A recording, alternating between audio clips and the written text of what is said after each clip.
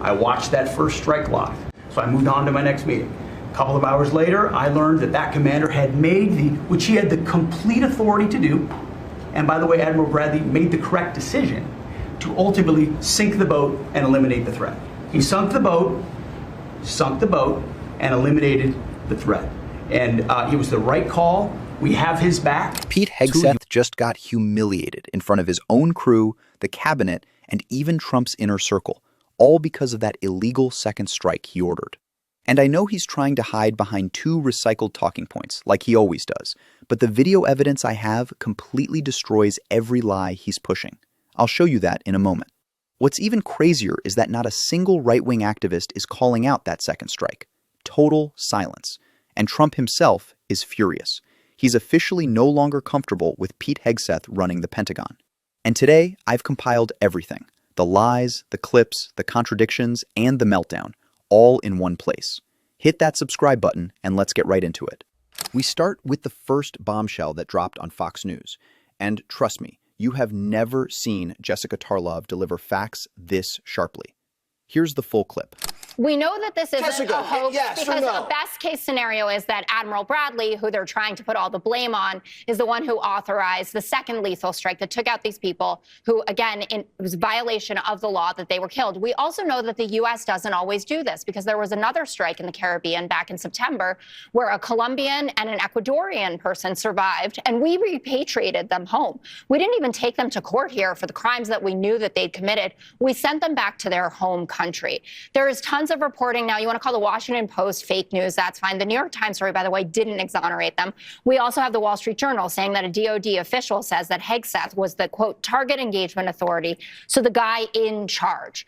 We also know, writ large, that the story about this administration being focused on eradicating American society of drugs is absolute BS because Donald Trump went and pardoned. He's walking free now. The former Honduran president who trafficked 400 tons of cocaine into America. Why did he get to leave prison early? He had a 45-year sentence, which, by the way, Trump administration #1 prosecuted him because Roger Stone is his buddy and because he wrote Donald Trump a letter calling him Your Excellency and saying that they shared conservative values. The problem is the story is changing every 10 minutes. It went from fake news to the frog shooting narco terrorists to it is not changing at all. Yeah, actually, once you let me talk, it's completely consistent. Okay. Now it's Admiral Bradley's fault, and I presume that he's getting lawyered up right now. No. Prediction, nothing will come of this. Yeah. Haley? Well, What a wild moment on live TV. And notice how Greg Gutfeld suddenly goes silent. Because at this point, the Trump administration is collapsing so fast that even his own loyalists can't defend the truth anymore. Deep down, they all know exactly what's going on.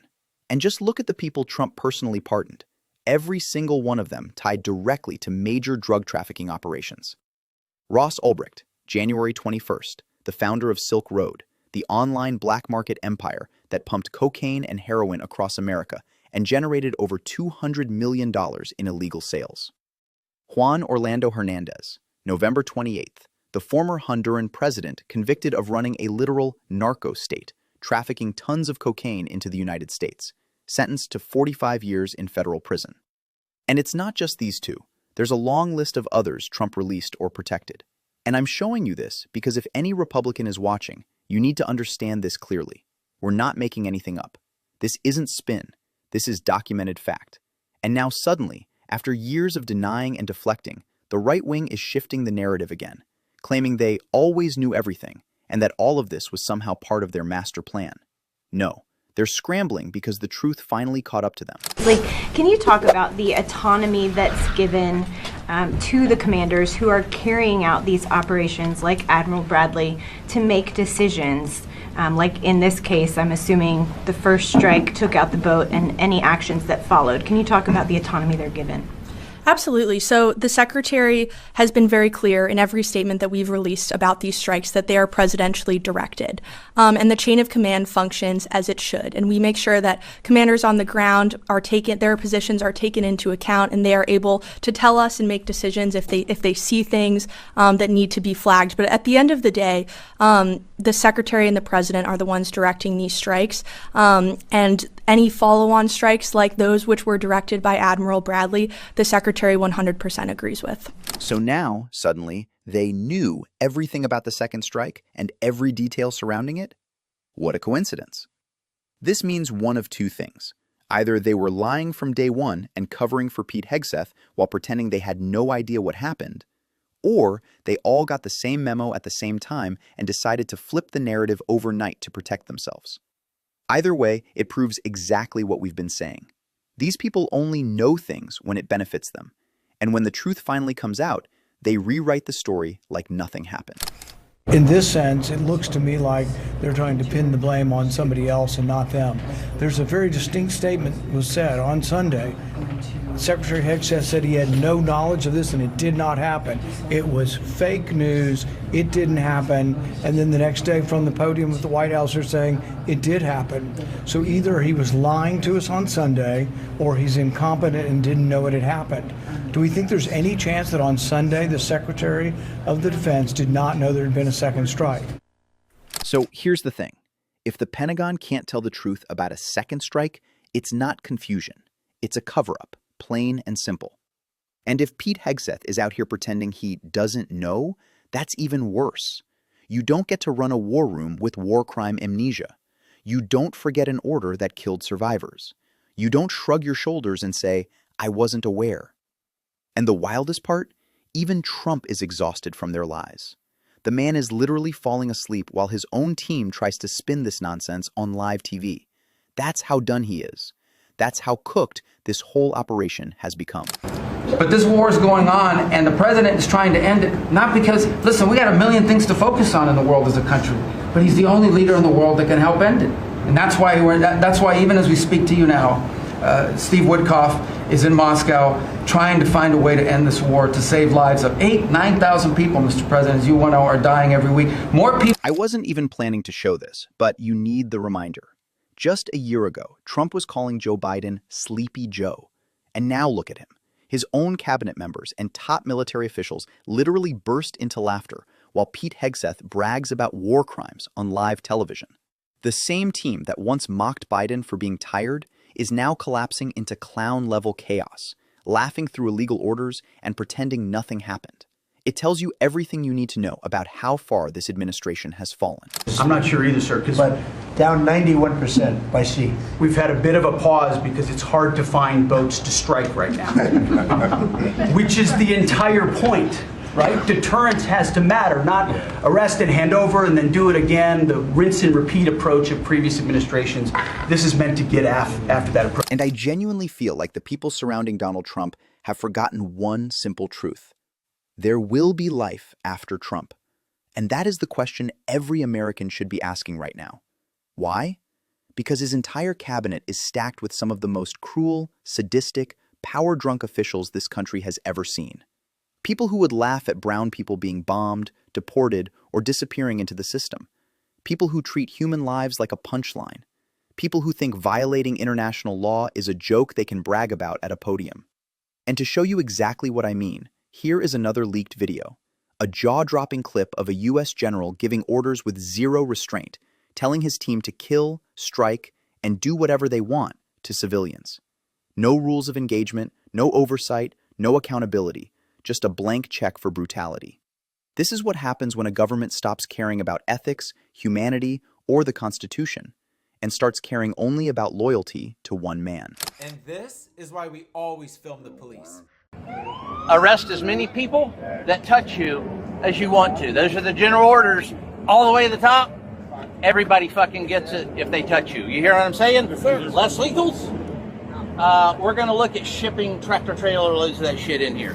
So you catch what it's all about us now. It ain't about them. Professional, legal, ethical, moral. You know what we're talking about. Legal, ethical, moral. You're on camera. But other than that, it's what we do. What city is it, Chief? Fucking Irish fire fucking city. Is that you in the video, and did you say these things to the agents under your command on June 7 in Los Angeles? That appears to be me, and and it appears to be what I said there on sometime. I don't know what the date of that was. Do you recall saying those things? I don't recall everything. I don't recall everything. No. But you have no doubt that you said that. I believe that I said what was on the video there. All right. So the instruction that you gave to your officers was that they had full reign to arrest anyone who so much as touched them. That, in essence, was what you said to the officers, right? No. Should we interpret you as saying something different? I don't know how you want to interpret me, but that's not what I said. Okay. Everybody fucking gets it if they touch you. You hear what I'm saying? And I genuinely think people around Trump forget that there is life after Trump. And that's the question every single one of them should be asking themselves right now. Why? Because his entire cabinet is packed with cruel, sadistic mofos who laugh at brown people being bombed, deported, or tortured like it's some kind of sick entertainment. This isn't leadership. It's a cult running on vengeance and ego. And to prove exactly what kind of monsters we're dealing with, there's now a leaked video of a general casually giving orders to kill and do whatever you want to civilians, like human lives are disposable. If you want, I can punch it even harder. Just say, make it more explosive. There are some guys at Leavenworth who made really bad choices on the battlefield. And I do think there have to be consequences for abject war crimes. If you're doing something that is just completely unlawful and ruthless, then there is a consequence for that. That's why the military said it won't follow unlawful orders from their commander-in-chief. There's a standard, there's an ethos, there's a belief that we are above what so many things that our enemies or others would do. And this is exactly what I've been saying in all my previous videos. The moment these people get sworn in as Trump's personal puppets, they throw every shred of morality straight into the trash. Every principle they claim to stand for, gone. Every rule they lectured others about, forgotten. Because once they step into Trump world, they all follow the same path. Abandon the Constitution. Abandon the chain of command. Abandon their own damn words. And replace everything with blind loyalty to one man. Back then, Pete Hegseth was out here preaching to soldiers about consequences for war crimes, telling the military they must never follow illegal orders from the president. And now, he's the one giving illegal orders, ordering second strikes on survivors, violating international law, and dragging the entire Pentagon into chaos. This is what happens when people sell their integrity to serve a wannabe dictator. They don't just lose themselves, they become dangerous.